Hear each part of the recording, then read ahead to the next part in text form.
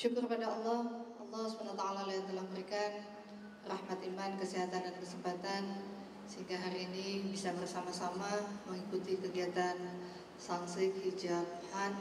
Dan saya bangga melihat bagaimana ada pemisahan antara laki-laki dan perempuan, dan juga ya para peserta semua tertib dan sebagainya. Ya insya Allah mudah-mudahan nantinya yang pemenang dari Hijab Han untuk tahun 2016 bisa datang dari Banda Aceh, insya Allah. Jadi terima kasih. Wassalamualaikum warahmatullahi wabarakatuh.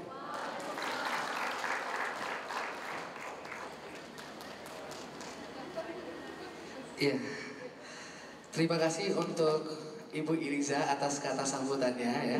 Alhamdulillah mendapatkan respon yang positif ya, seperti itu ya.